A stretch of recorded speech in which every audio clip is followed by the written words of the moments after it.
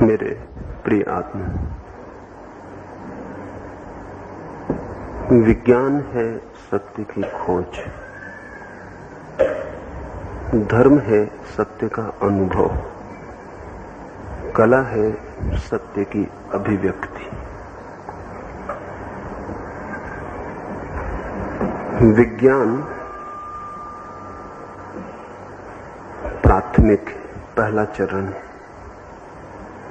और विज्ञान चाहे तो बहुत देर तक बिना धर्म के जी सकता है,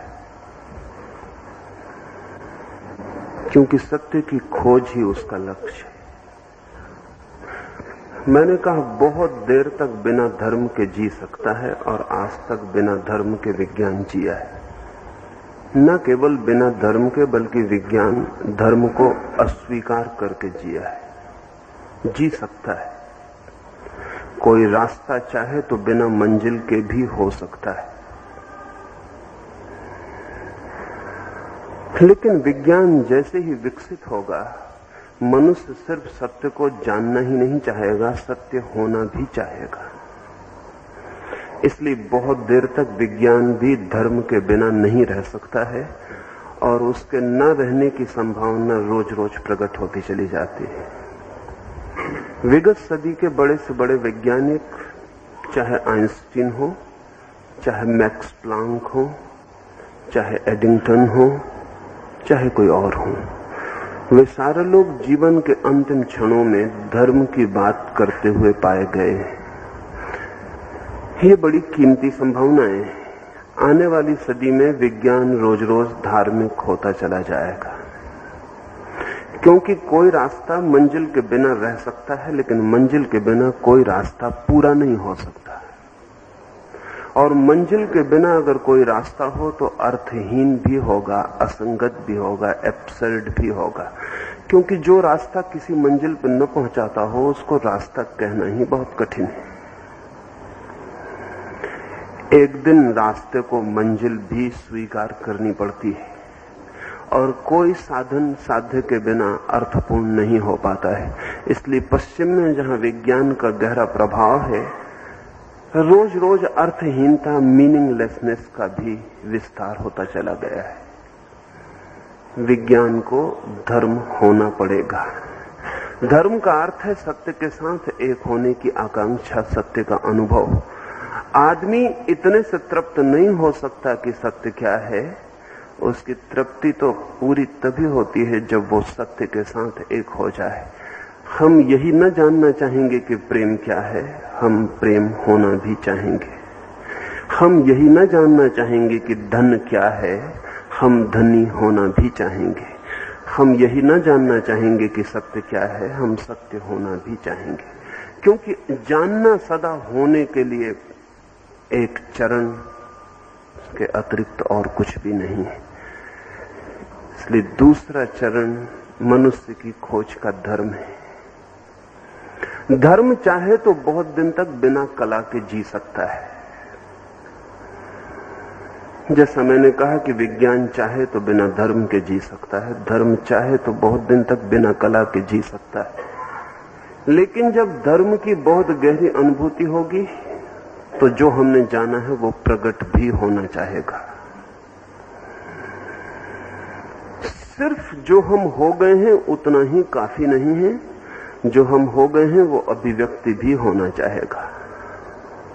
हम न केवल जानना चाहेंगे कि प्रकाश कैसे जन्मता है, हम प्रकाश होना भी चाहेंगे, लेकिन हम प्रकाश होने से चुप न होंगे। हम प्रकाश की किरणों को दूर दूर तक फैलाना भी चाहेंगे।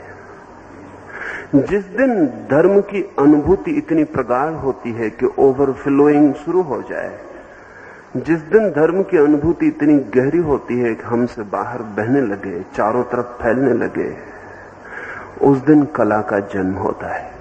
धर्म चाहे तो बहुत देर तक कला से बच सकता है, लेकिन बहुत ज्यादा देर तक नहीं बच सकता। अनुभूति जब गहरी होगी तो बटना चाहेगी। जब बादल बहुत सघन हो जाएंगे तो बरसना चाहेंगे, और जब नदी में वेग आएगा तो वो सागर की तरफ दौड़ना चाहेगी, और जब प्रेम हमारे हृदय में भर जाएगा तो वो चारों तरफ बरसना चाहेगा। और जब बीज पूर्ण विकसित होगा तो फूट के अंकुर बनना चाहेगा। सत्य की अनुभूति पर ही बात नहीं रुक जाती, सत्य की अभिव्यक्ति भी अनिवार्य है। और बड़े आश्चर्य की बात है कि जितना सत्य अनुभव करने से मिलता है उससे 1000 गुना सत्य अभिव्यक्त करने से वापस लौट आता है, क्योंकि जो हम देते हैं वो हमें वापस 1000 गुना होकर मिलने लगता है। जिस चीज में हम दूसरों को साझीदार बनाते हैं, जिस चीज में हम दूसरों को बंटवारे में मित्र बनाते हैं, वो चीज हम पर लौटने लगती है। तो सत्य की अनुभूति अंततः सत्य की अभिव्यक्ति बनती है। विज्ञान पहला चरण है मनुष्य की यात्रा का, धर्म दूसरा चरण है, कला उसका अंतिम चरण है। लेकिन ये बड़ी कठिन बात है, जैसा मैं कह रहा हूं। इतिहास में उल्टा हुआ है। इतिहास में ऐसा हुआ कि धर्म पहले आया, कला बाद में आई और विज्ञान सबसे बाद में आया।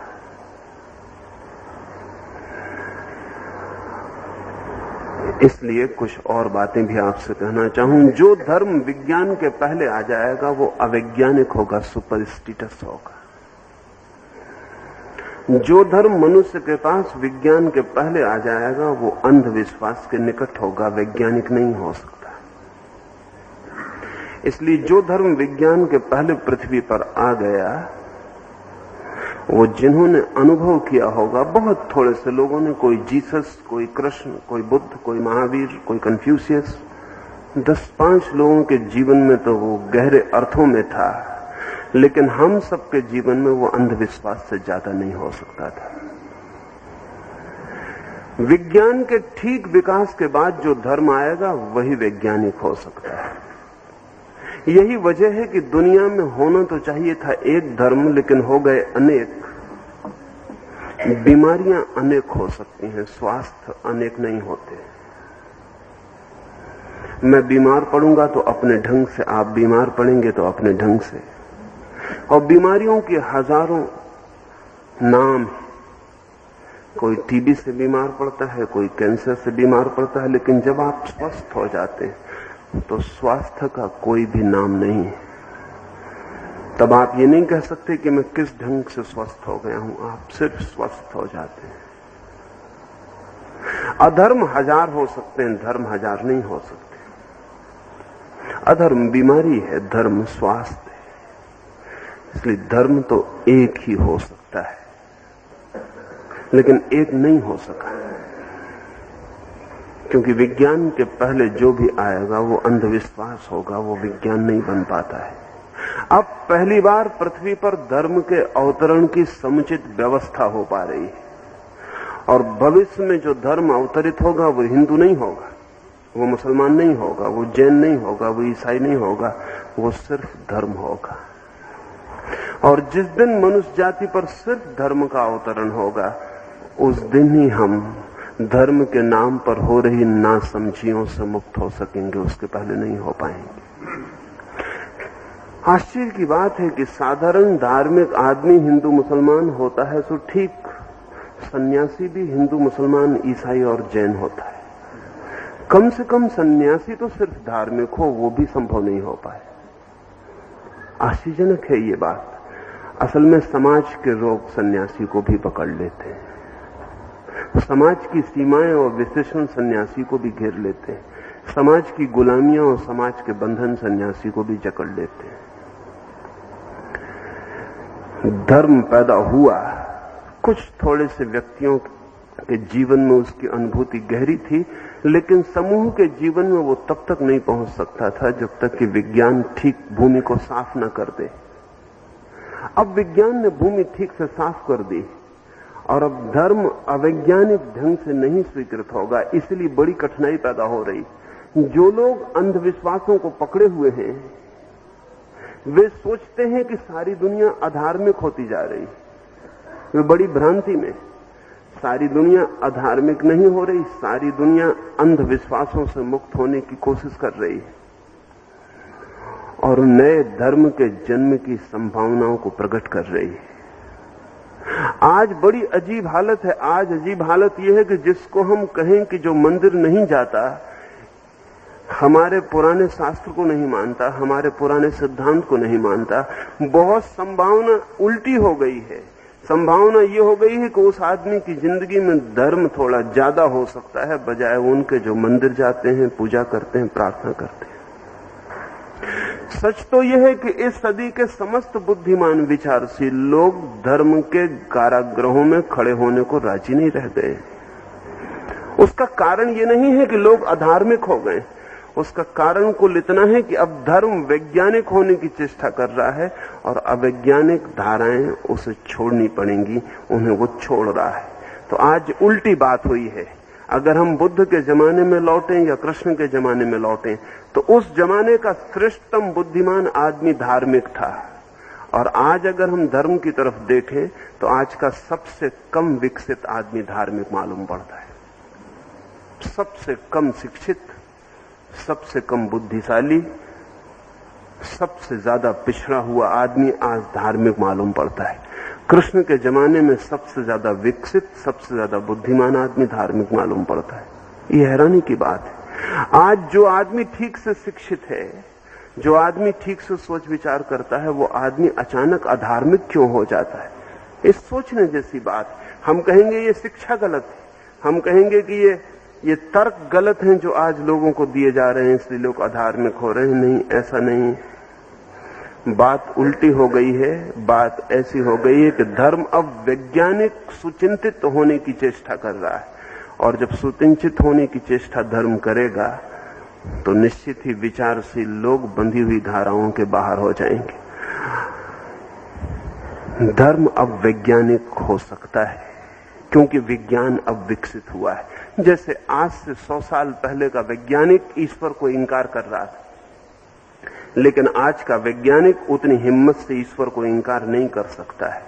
आइंस्टीन ने मरने के पहले कहा कि जब मैंने विज्ञान की खोज शुरू की थी तो मैं सोचता था कि आज नहीं कल सब जान लिया जाएगा।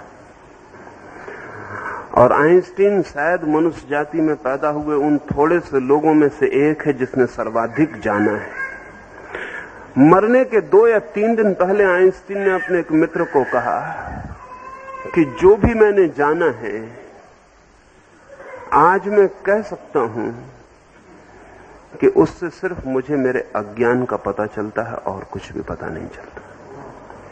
और जो जानने को शेष रह गया है वो इतना ज्यादा है कि जो हमने जान लिया है उसकी तुलना भी नहीं की जा सकती। मरने के पहले आइंस्टीन ने कहा कि मैं एक रहस्यवादी की तरह मर रहा हूं, एक वैज्ञानिक की तरह नहीं। मुझे जगत रोज रोज ज्यादा मिस्टीरियस, ज्यादा रहस्यपूर्ण होता चला गया है। जितना ही मैंने खोज की है उतना ही मैंने पाया है कि खोज करने को और भी ज्यादा आयाम खुल गए हैं और डायमेंशंस खुल गए हैं। जितने दरवाजे मैंने खोले पाया कि और बड़े दरवाजों पर पहुंच गया हूं। जितने रास्ते मैंने पकड़े पाए कि और बड़े राजपथों पर मुझे पहुंचा दिया गया है। जितनी कुंजियां मैंने पाई उनसे जो ताले मैंने खोले पाया कि और बड़े ताले आगे लटके हुए हैं। एडिंगटन ने अपने संस्मरणों में लिखा है कि जब मैंने सोचना शुरू किया था तो मैं समझता था जगत एक वस्तु है, लेकिन अब मैं कह सकता हूं कि more and more the world is looking not like a thing but like a thought. लेकिन अब मैं कह सकता हूं कि जगत वस्तु की तरह मालूम नहीं पड़ता बल्कि एक विचार की तरह मालूम पड़ता है। अगर जगत एक विचार है तो विज्ञान ने छलांग लगा ली धर्म में, और जगत अगर एक अनंत रहस्य है तो हमने परमात्मा शब्द का उपयोग किया हो या न किया हो, हम परमात्मा के द्वार के पास खड़े हो गए। और अगर जगत हमारे ज्ञान से नहीं सुलझता, सिर्फ जानने से नहीं सुलझता, तो बहुत देर नहीं है जब हम ये बात कह पाएंगे कि जानने से नहीं सुलझेगा, होने से सुलझेगा। नॉलेज काफी नहीं है, बीइंग की जरूरत पड़ गई है। इतना काफी नहीं है कि हम दूर खड़े होकर देखें, जरूरी हो गया है कि हम एक हो जाएं, तन्मय हो जाएं, डूब जाएं और जानें। शायद जानने का अब एक ही रास्ता है, वो होना है। विज्ञान अब धर्म के लिए रास्ता खोज रहा है। लेकिन कला भी आ चुकी है दुनिया में, और मैं मानता हूं कि कला तो तब आएगी जब बड़े व्यापक पैमाने पर धर्म आ जाए। तो फिर कला के नाम पर जो आया है वो क्या है? कला के नाम पर 99% तो वासना का उभार है। 99%, चाहे काव्य हो, चाहे चित्र हो, चाहे मूर्तियां हो, चाहे संगीत हो, कला के नाम पर अभी जो भी पृथ्वी पर है वो मनुष्य की वासनाओं को उत्तेजना देने के अतिरिक्त और कुछ भी नहीं है।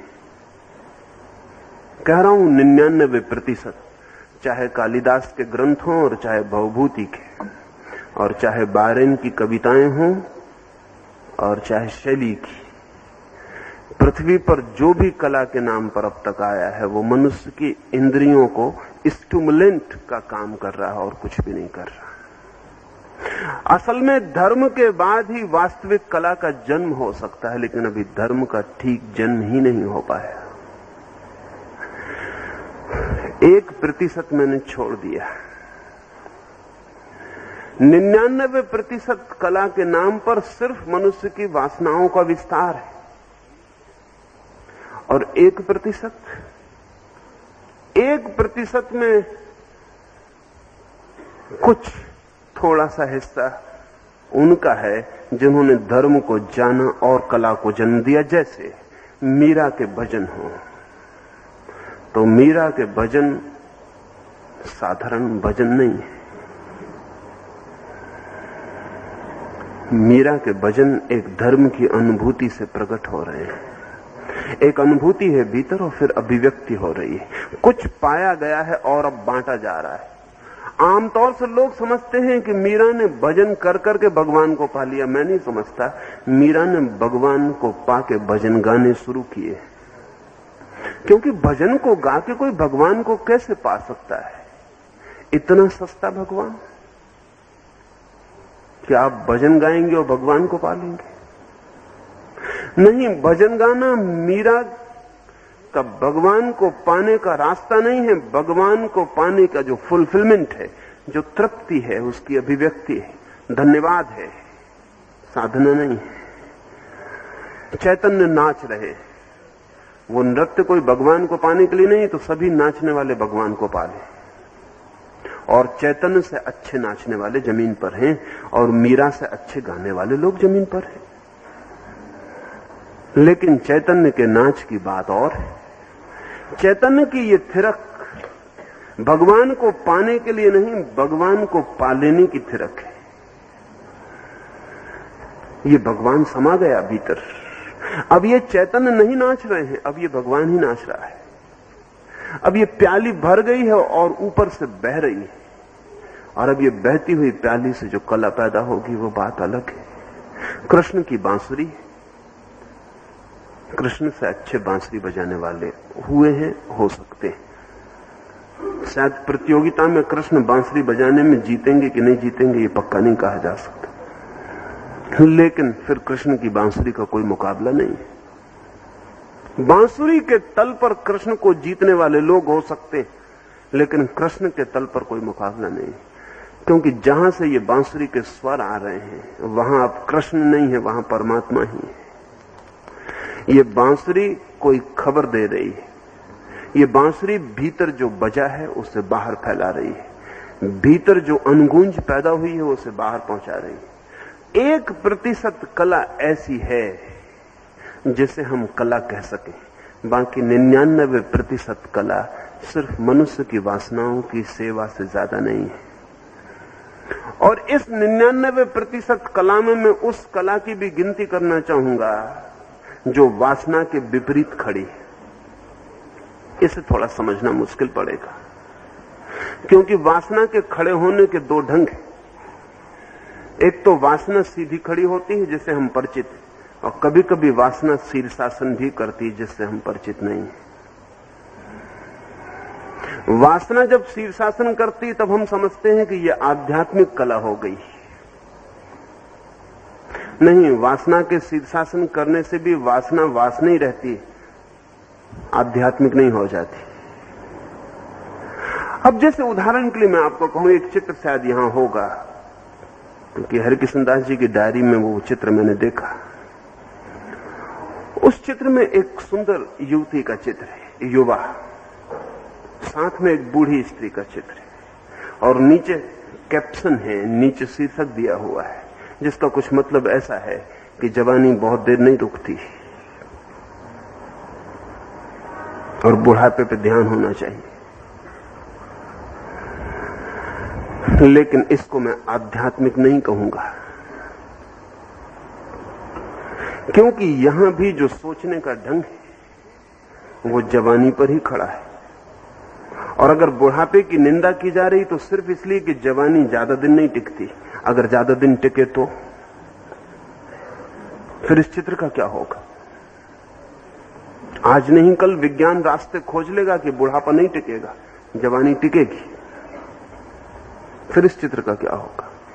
और अभी हम जिस आदमी से कह रहे हैं कि जवानी ज्यादा दिन नहीं टिकती, बुढ़ापे का ख्याल रखो, उस आदमी को दूसरा ख्याल भी आ सकता है कि जो चीज ज्यादा देर नहीं टिकती उसको ज्यादा भोग लो।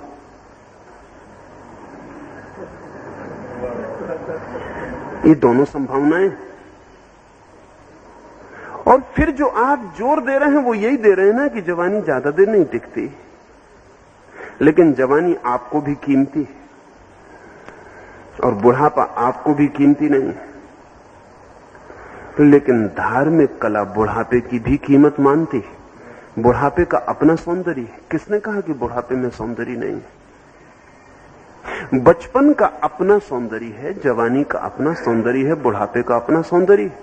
और धार्मिक आदमी के लिए जन्म ही सुंदर नहीं है, मृत्यु का भी अपना सौंदर्य है। जब सुबह सूरज उगता है तभी सुंदर नहीं होता, जब सांझ डूबता है तब भी सुंदर होता है। और अगर कोई आदमी सच में ढंग से बूढ़ा हो जाए, बहुत कम लोग हो पाते हैं, क्योंकि जवानी इतने जोर से पकड़ लेती है कि आदमी ठीक से बूढ़ा नहीं हो पाता। अगर कोई आदमी ठीक से बूढ़ा हो जाए तो बूढ़े के बराबर सुंदर जवान कभी भी नहीं हुआ है, क्योंकि जवानी में उत्तेजना है, जवानी में तूफान है, आंधियां हैं। बुढ़ापे का सौंदर्य बड़ा शांत सौंदर्य। बुढ़ापे का सौंदर्य संध्या का सौंदर्य है। सुबह तो जिंदगी के तनाव भी है, दिन भर का उपद्रव शुरू हो रहा है, सांझ सब उपद्रव शांत हो गया और रात का विश्राम निकट आ रहा है। सांझ के सूरज का मुकाबला क्या है? पक्षी लौटने लगे हैं घर को, वृक्ष मौन और निद्रा में जाने लगे हैं, सूरज डूबने लगा, अंधेरा पृथ्वी को घेर लेगा, सब चुप हो जाएगा, सब परमात्मा में एक अर्थों में लीन हो जाएगा। बुढ़ापा भी संध्या है।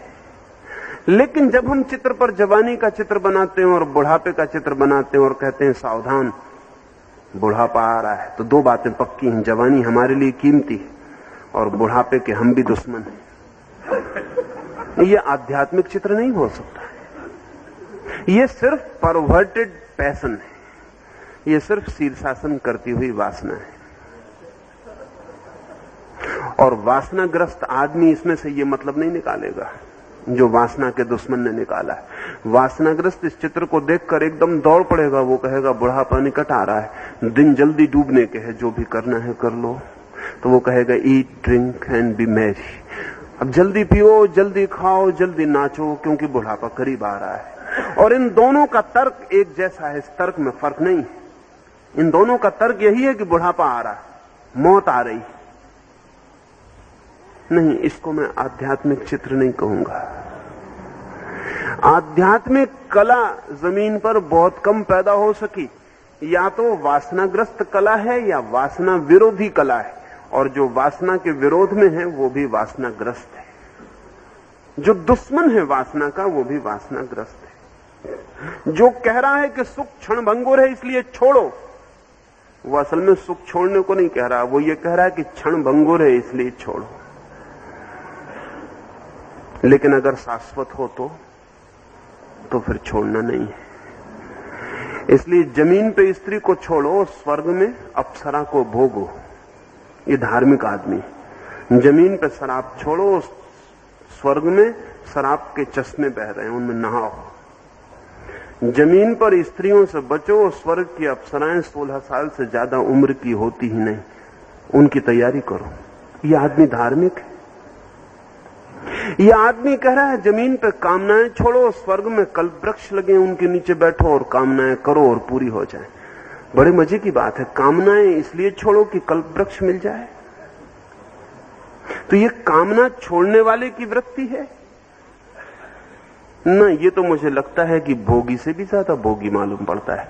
भोगी तो बेचारा क्षण भंगुर से राजी, बड़ा त्यागी। ये आदमी कह रहा है कि हम क्षण भंगुर को छोड़ते हैं क्योंकि हम शाश्वत को चाहते हैं। हम रमणी को छोड़ते हैं क्योंकि हम तो मोक्ष रमणी को चाहते हैं। हम जमीन की स्त्रियों को छोड़ेंगे क्योंकि ये बूढ़ी हो जाती हैं। हम तो स्वर्ग की अप्सराएं चाहते हैं जो कभी वृद्ध नहीं होती। हम सुख छोड़ते हैं क्योंकि ये आते हैं और चले जाते हैं। हम ऐसे सुख चाहते हैं जो आए और कभी न जाएं। ये आदमी आध्यात्मिक है या सुखवादी है? ये हेडोनिस्ट है, पार एक्सलेंस। इसका मुकाबला ही नहीं है सुखवाद का। इस सुखवादी ने स्वर्ग बनाए, ये धार्मिक नहीं है। ये प्रलोभन दे रहा है। ये कह रहा है यहां की स्त्रियां छोड़ो तो और अच्छी स्त्रियां इंतजार कर रही हैं।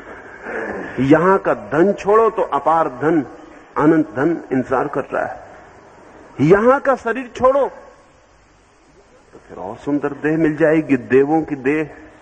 नहीं, ये धार्मिक चिंतन नहीं है, ये वासना शीर्षासन करती हुई खड़ी हो गई।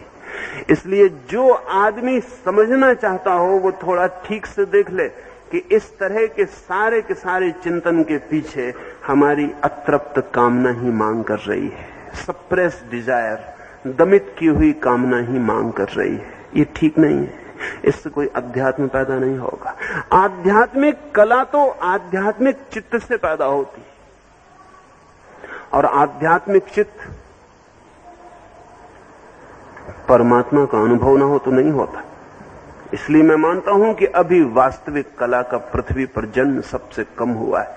विज्ञान थोड़ा वास्तविक हुआ है, धर्म और भी कम वास्तविक हुआ है, कला तो बहुत ही मुश्किल है वास्तविक होनी।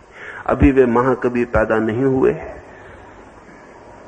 कभी कभी झलक मिलती है किसी उपनिषद में, कभी झलक मिलती है किसी गीता में, कभी झलक मिलती है बाइबल के किसी वचन में, कभी झलक मिलती है कबीर की किसी पंक्ति में, लेकिन झलक ही मिलती है। अभी वे महाकाव्य पैदा नहीं हुए, अभी वे महान मूर्तियां पैदा नहीं हुई। कभी झलक अजंता में दिखती है, कभी एलोरा में, लेकिन वो झलक है, अभी पृथ्वी उनसे भर नहीं गई। अभी कला के नाम पर जो चल रहा है वो सब रोग है, बीमारी।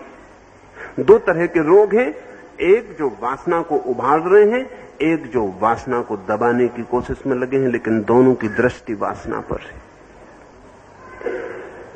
ये कला अगर ठीक से समझें तो जीवन का चरम उत्कर्ष है।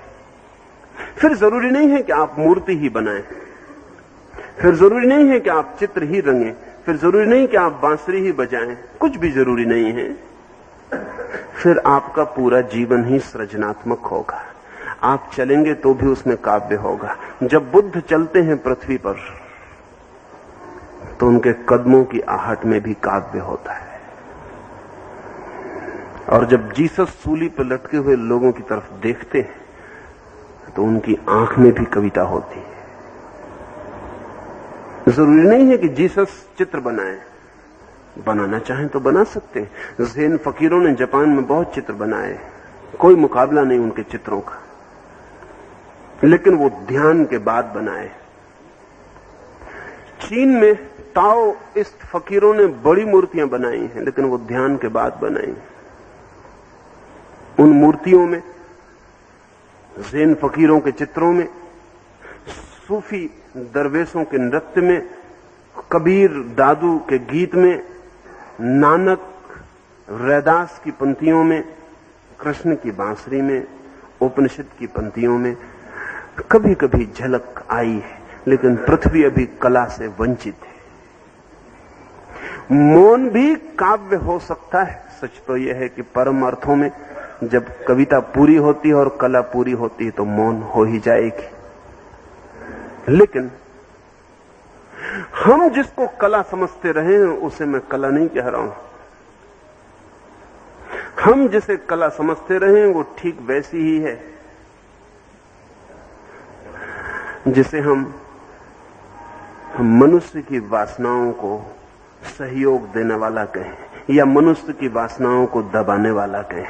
लेकिन कला का केंद्र वासना रही है। अभी तक कला का केंद्र आत्मा नहीं हो पाई।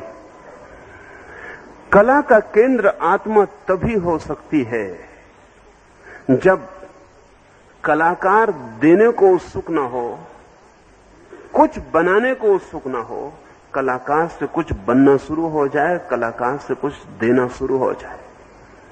कलाकार के पास इतना हो कि बांटने के सिवा उसके पास कोई रास्ता न रहे। लेकिन पीछे होना चाहिए ना, हम वही दे सकते हैं जगत को जो हमारे पास नहीं है वो हम जगत को कैसे दे सकते हैं। इसलिए एक बड़ी अनूठी घटना घटती है। किसी कवि की कविताएं पढ़ें तो ऐसा लगता है कि पता नहीं ये आदमी परमात्मा के मंदिर में प्रविष्ट हो गया होगा। और अगर वो कवि कहीं आपको होटल में बैठा मिल जाए तो बड़ी मुश्किल होती है। मुश्किल ये होती है कि ये कविताएं इसी आदमी की थी। चित्रकार का चित्र देखकर ऐसा लगता है कि पता नहीं किस मोक्ष की खबर लाया है। लेकिन अगर वो चित्रकार खुद मिल जाए तो बड़ी मुश्किल होती है कि इस चित्रकार ने वो चित्र बनाया था। इस चित्रकार में तो कुछ भी नहीं दिखाई पड़ता जिससे उस चित्र का जन्म हो जाए। तब ये चित्र क्या है? ये क्रिएशन नहीं है, सिर्फ कंस्ट्रक्शन है। और इस फर्क को समझ लेना ठीक है। सृजन और निर्माण में बड़ा फर्क है। निर्माण के लिए किसी का कलाकार होना जरूरी नहीं है। निर्माण के लिए सिर्फ शिल्पी, टेक्नीशियन होना जरूरी। एक आदमी रंग फैलाना जानता है, रेखाएं बनाना जानता है। स्कूल हैं, कॉलेज हैं जहां रंग फैलाना और रेखाएं बनाना सिखाया जाता है। एक आदमी ने रेखाएं बनानी सीख ली है, रंग फैलाना सीख लिया है। यह आदमी टेक्नीशियन है, आर्टिस्ट नहीं। यह आदमी चाहे तो कुछ भी बना सकता है। अगर इससे सुंदर स्त्री बनवानी हो तो सुंदर बना देगा, कुरूप स्त्री बनवानी हो तो कुरूप बना देगा, वासना भरी मूर्ति बनवाना हो तो वासना भरी मूर्ति बना देगा, और अगर वासना के विपरीत मूर्ति बनानी है तो वो बना देगा। ये कुशल है, कलाकार नहीं। इस आदमी के पास टेक्निक है, इसलिए कोई चीज निर्मित कर सकता है। लेकिन क्रिएटिविटी, कंस्ट्रक्शन नहीं है। सृजन बड़ी और बात हो सकता है कि सृजक के पास कोई टेक्निक ही ना हो। मैं सोच भी नहीं पाता कि कृष्ण ने किसी स्कूल में जाके बांसुरी बजाना सीखा होगा। मैं सोच भी नहीं पाता कि मीरा किसी स्कूल में नाच सीखने गई होगी। मैं सोच भी नहीं पाता, और मुश्किल दिखता है कि चैतन्य ने कहीं भी शिक्षा ली होगी भजन की और अपनी मृदंग पीटने की। चैतन्य की सारी शिक्षा तो तर्क की थी। चैतन्य ने पढ़ा तो था तर्कशास्त्र। चैतन्य थे तो एक पंडित, चैतन्य थे तो एक अद्भुत विचारक। लेकिन एक दिन विचार थक गया और एक दिन तर्क उस जगह आ गया जहां तर्क की आगे गति नहीं है, और चैतन्य ने तर्क और विचार को फेंक दिया और मृदंग लेकर सड़कों पर नाचने लगे। टेक्नीशियन, शिल्पी और कलाकार के फर्क को ठीक से ले लेना जरूरी है। शिल्पी वो बनाता है जो विचार से बनाना चाहता है, सर्जक वो देता है जो उसके हृदय में भर गया है। शिल्पी मस्तिष्क जीता है, कलाकार हृदय और आत्मा से जीता है। इसलिए तकलीफ हो रही है। अच्छा कवि हो सकता है कोई, लेकिन अच्छा काव्य उससे पैदा होगा ये जरूरी नहीं। और एक आदमी अच्छा कवि ना हो लेकिन अच्छा काव्य उससे पैदा हो सकता है। अब उपनिषद के ऋषि कोई बड़े कवि रहे होंगे ऐसा नहीं मालूम पड़ता है। उन्होंने कोई छंद और कोई तुक का हिसाब रखा होगा ऐसा मालूम नहीं पड़ता है। इतने छोटे दिमाग नहीं हो सकते जो छंद और तुक का हिसाब रखते हो। जिनने सब हिसाब छोड़ के और गैर हिसाब में जो कूद गए हों वो इस तरह के छोटे हिसाब नहीं रख सकते। लेकिन उनसे जो पैदा हुआ है वो अमृत काव्य है। उस काव्य में बात ही कुछ और है। वो सिर्फ कविता नहीं है, वो सिर्फ शब्दों का जमावट नहीं है, वो सिर्फ मात्राओं का हिसाब नहीं है, वो हृदय का बहाव है। कुछ भीतर से बहा है और फैल गया है। उस बहाव में ही काव्य है। रेल की गाड़ियां चलती हैं पटरियों पर, ठीक लोहे की पटरियों पर दौड़ती हैं। नदियां रेल की पटरियों जैसी नहीं दौड़ती। बेढंगे हैं उनके रास्ते, अनजान अपरिचित हैं उनके मार्ग, कुछ पता नहीं, बना बनाया रेडीमेड कोई रास्ता ही नहीं है गंगा का। लेकिन गंगा के दौड़ने में जिंदगी, रेल में जिंदगी नहीं हो सकती। टेक्नीशियन रेल की पटरियों पर दौड़ता है, सीखे सिखाए मार्गों का उपयोग करता है। कलाकार अनजान अपरिचित अननोन में प्रवेश करता है, उसे कुछ पता नहीं है कि क्या होगा। जिस समय कोई टेक्नीशियन किसी चित्र को बनाता है तो वो जानता है कि क्या बना रहा है, वो जानता है क्या बनाने वाला है, उसकी एक प्लानिंग है, उसकी एक योजना है।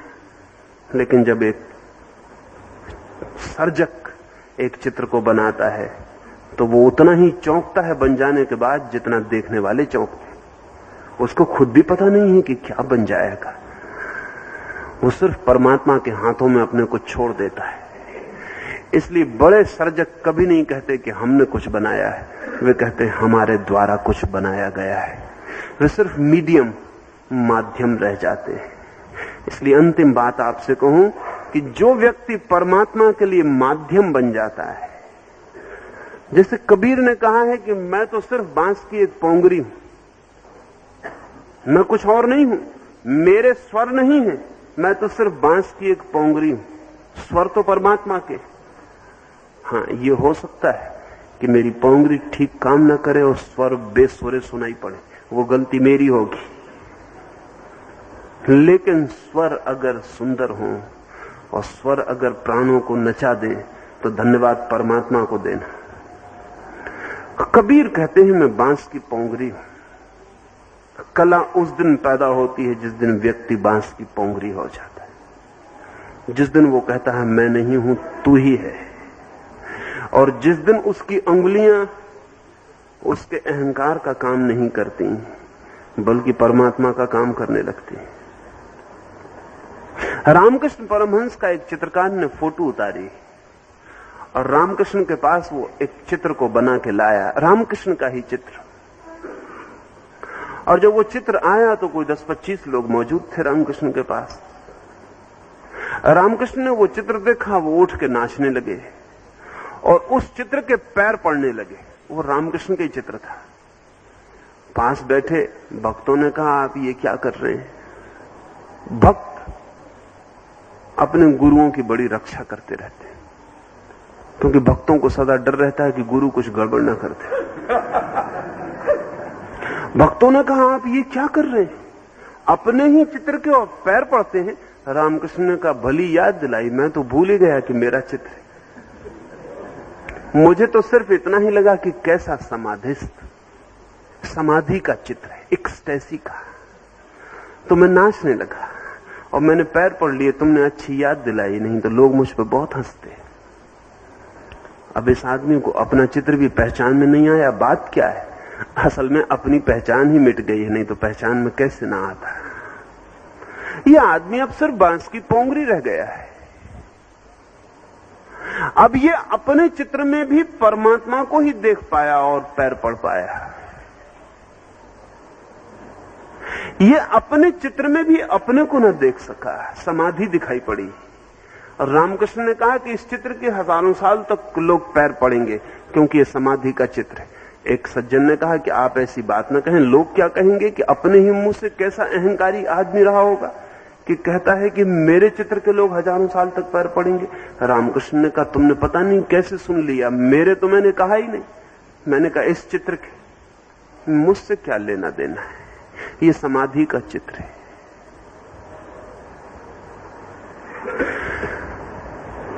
कला जन्मती है उस दिन जिस दिन कलाकार मर जाता है। जब तक कलाकार है तब तक कला का जन्म नहीं होता। जब तक अहंकार है तब तक कला का जन्म नहीं होता। जब तक मैं हूं तब तक सिर्फ कंस्ट्रक्शन है, क्रिएशन नहीं।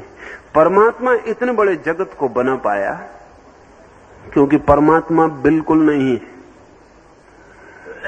हम एक छोटा सा चित्र बना लेंगे और बुरी तरह हो जाएंगे। हम एक छोटी सी मूर्ति खोद लेंगे और बुरी तरह हो जाएंगे। एक बहुत बड़ा मूर्तिकार हुआ, उसने एक पत्थर को खोद के मूर्ति बनाई है। राह से जो लोग भी निकलते हैं वो धन्यवाद देते हैं कि अद्भुत हो, तुम इतनी सुंदर मूर्ति बनाई। वो चित्रकार कहता है कि तुम सभी नासमझ ही इस रास्ते से गुजरते हैं क्या? मैंने मूर्ति बनाई नहीं, मैं यहां से गुजरता था, इस पत्थर में छिपी मूर्ति ने मुझे पुकारा। मैंने तो सिर्फ बेकार पत्थरों को अलग किया है, मूर्ति तो छिपी थी, वो प्रकट हो गई है। मैंने सिर्फ बेकार पत्थरों को अलग कर दिया छेनी से, मूर्ति तो पत्थर में छिपी थी। मैं यहां से गुजरता था, मूर्ति ने मुझे पुकारा कि कहां जा रहे हो, थोड़े से गलत पत्थर अलग कर दो।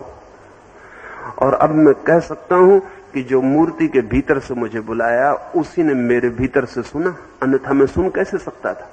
अगर पत्थर के भीतर बोलने वाला और हो और मेरे भीतर सुनने वाला और हो तो कम्युनिकेशन कैसे होगा, संवाद कैसे होगा? मैं सुन सका क्योंकि जो मूर्ति के भीतर छिपा है वही मेरे भीतर छुपा है। उसने मुझे खबर दी, मैंने गैर जरूरी पत्थर भर अलग कर दिए। मूर्तिकार मर जाए तो मूर्ति पैदा होती है, चित्रकार मर जाए तो चित्र जन्मता है, कवि मर जाए तो कविता पैदा होती है, कलाकार नहीं हो जाए तो कला का जन्म होता है। नहीं हो जाने की कला का नाम ध्यान है।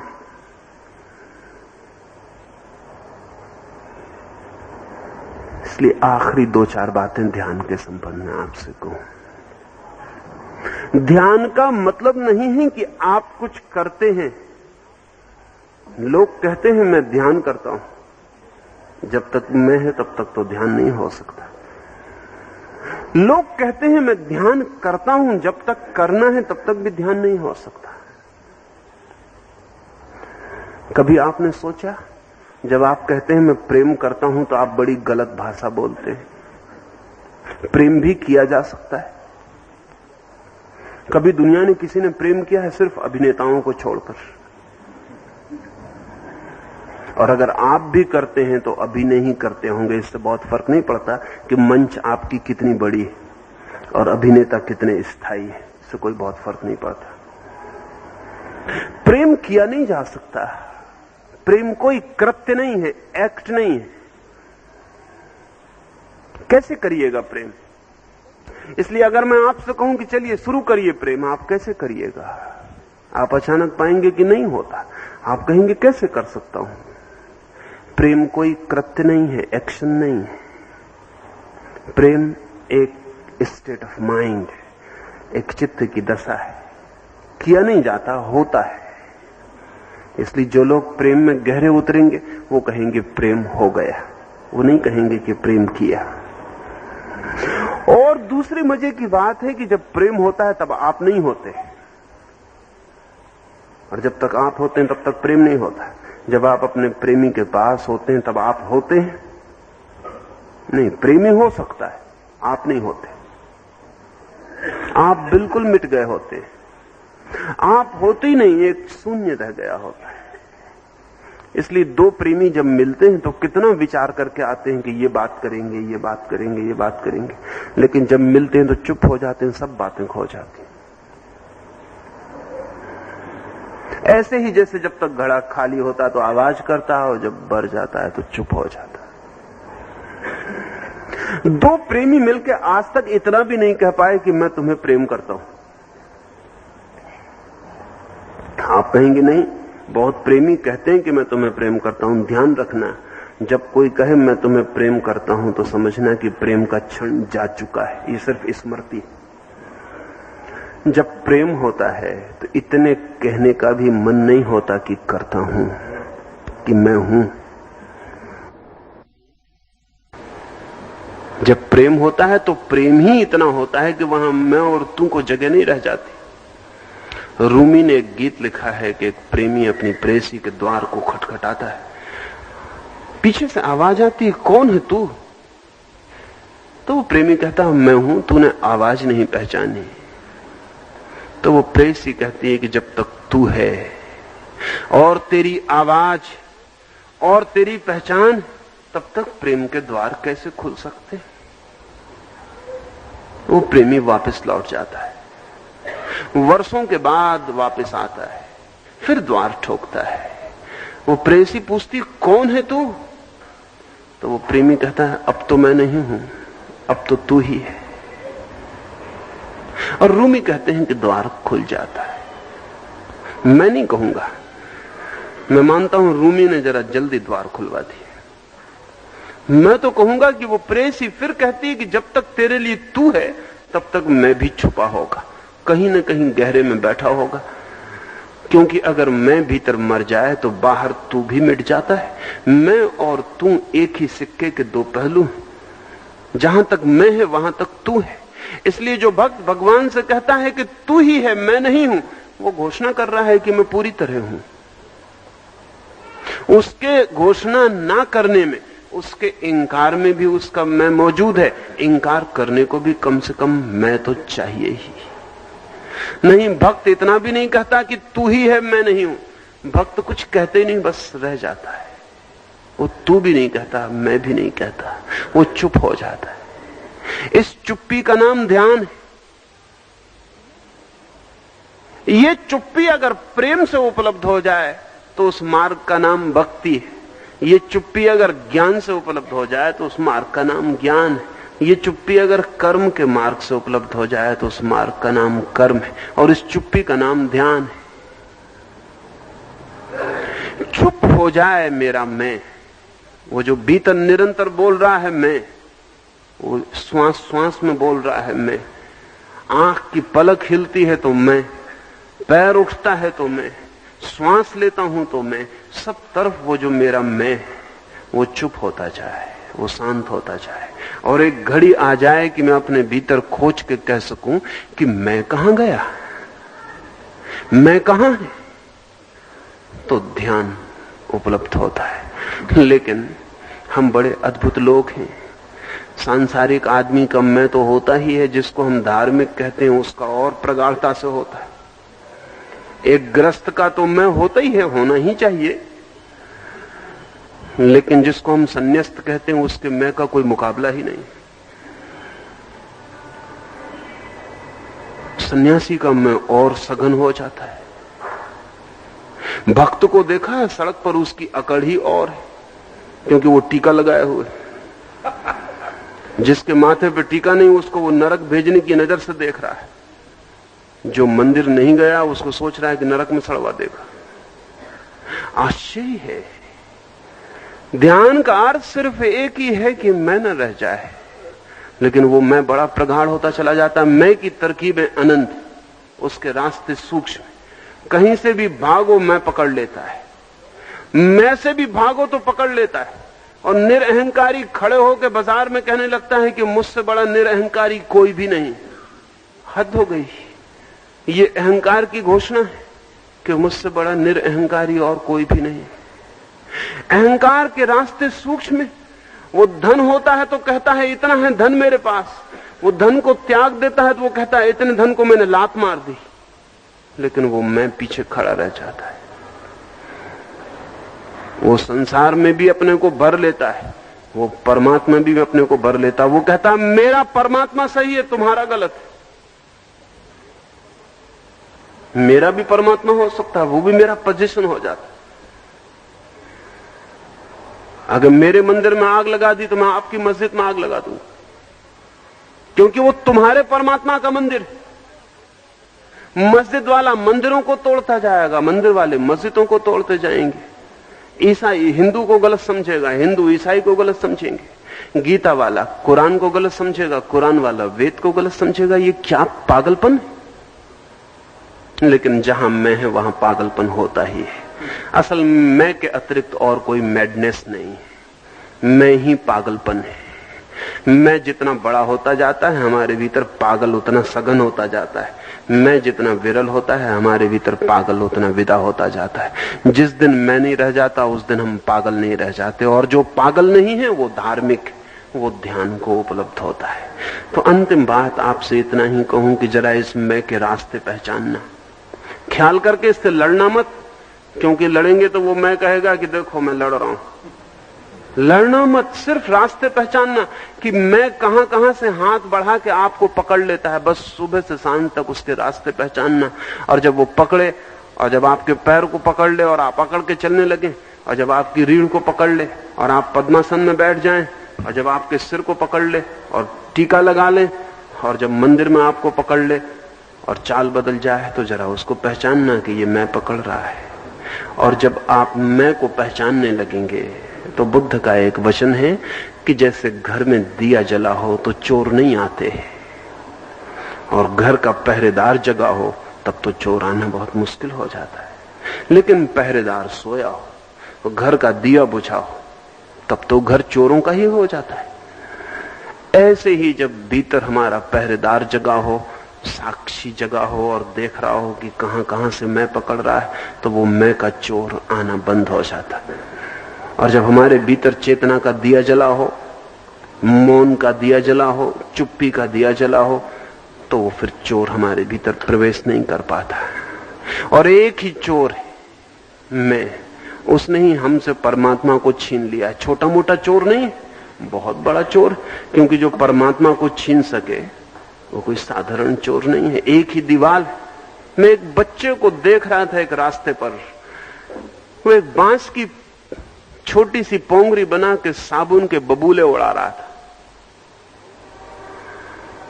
पोंगरी को डुबा लेता था साबुन के पानी में, फूंक मारता था, बबूला बन जाता और आकाश में उड़ता था। सुबह का सूरज, साबुन का बबूला, सुबह की सूरज की किरणें, उसमें उठता हुआ बबूला, और सूरज की किरणें सब तरंगों में टूट जाती हैं उस बबूले को पार करके, बड़ा सुंदर हो जाता था। वो बच्चा उसे पकड़ने दौड़ता था, लेकिन वो बबूला ऊपर उठता जाता था। बड़ी मजे की घटना उस दिन मुझे दिखाई पड़ी। वो साबुन नीचे भी पड़ी थी लेकिन सुंदर ना थी। वही साबुन की एक बूंद फैल के सूरज की किरणों में बहुत सुंदर हो गई थी। जिसे हम सौंदर्य कहते हैं वो सब ऐसा ही सौंदर्य है। सब मिट्टी है, सूरज की किरणों में फैल के सुंदर हो जाती। कहीं फूल बन जाता है, कहीं आदमी बन जाता है, कहीं स्त्री बन जाती है, कहीं चांद बन जाता है। सब सूरज की किरणों में फैल के सुंदर हो जाता है। सौंदर्य नीचे पड़ी चीजों का ऊपर उठ जाना है। सौंदर्य अंधेरे में पड़ी चीजों का प्रकाश में आ जाना है। सुंदर हो गया था बहुत। एक बूंद साबुन की, बर्तन में नीचे साबुन की बूंदें पड़ी थी, सुंदर न थी, सूरज की किरणों में बहुत सुंदर हो गई थी। और बड़ा आश्चर्य कि वो बबूला ऊपर उठ रहा था। ऐसा लगता था जैसे बबूला अपनी तरफ से ऊपर उठ रहा है। आपने भी साबुन के बबूले ऊपर उठते देखे होंगे, लेकिन आपको पता ना होगा कि बबूला क्यों ऊपर उठता है। साबुन का बबूला इसलिए सिर्फ ऊपर उठता है कि बच्चे के मुंह से जो हवा निकलती वो गर्म होती, बाहर की हवा से। ठंडी हवा नीचे की तरफ गिरती रहती है, गर्म हवा ऊपर की तरफ उठने लगती। गर्म हवा को जगह देने के लिए ठंडी हवा मार्ग छोड़ देती तो वो बबूला ऊपर उठने लगता है। हालांकि बबूला भी नीचे गिरना चाहता है, सब चीजें नीचे गिरना चाहती हैं, लेकिन गर्म हवा है, विरल है। आसपास की जो हवा है ज्यादा ठंडी, ज्यादा सघन है। आसपास की हवा ज्यादा इगोइस्ट है, ज्यादा अहंकार से भरी है। बबूले के पास अहंकार जरा विरल है तो वो ऊपर उठने लगता है। उसके पास मैं का भाव थोड़ा कम, हवा थोड़ी सघन कम है, इसलिए ऊपर उठने लगता है। लेकिन एक और मजे की बात है कि वो थोड़ी देर ही ऊपर उठता है, लेकिन जैसे जैसे ऊपर उठता है बड़ा होता जाता है। जो भी चीज ऊपर उठती है बड़ी होती चली जाती है। वो बबूला भी बड़ा होता चला जाता है क्योंकि उस पर दबाव हवा का कम होता जाता है और साबुन फैलती चली जाती। फिर एक क्षण आता है कि साबुन का बबूला टूट जाता है और हम कहते हैं बबूला मर गया। वो बच्चा दूसरा बबूला बनाने में लग जाता है, लेकिन क्या बबूला मर गया? क्या मर गया? उस साबुन की पतली सी फिल्म के भीतर जो हवा थी वो मर गई, वो अब भी है। वो साबुन की पतली सी फिल्म जो उस हवा के चारों तरफ फैल गई थी वो मर गई, वो अब भी है। मर कुछ भी नहीं गया, सिर्फ बबूला इतना बड़ा हो गया कि अब साबुन की फिल्म उसे न संभाल सकी। साबुन की फिल्म टूट गई और बबूला विराट सागर से मिल गया। ऐसे ही ध्यान में रोज विरलता आती जाती, फिर एक दिन जिसे हम मैं कहते हैं वो साबुन की बबूले की फिल्म की तरह टूट जाता। हम मर नहीं जाते, लेकिन जिसे हम कहते थे वो मर जाता।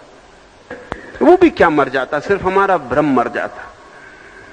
और वो जो हमारे भीतर विराट, हमारे बबूले के भीतर बंद था, विराट के साथ एक हो जाता।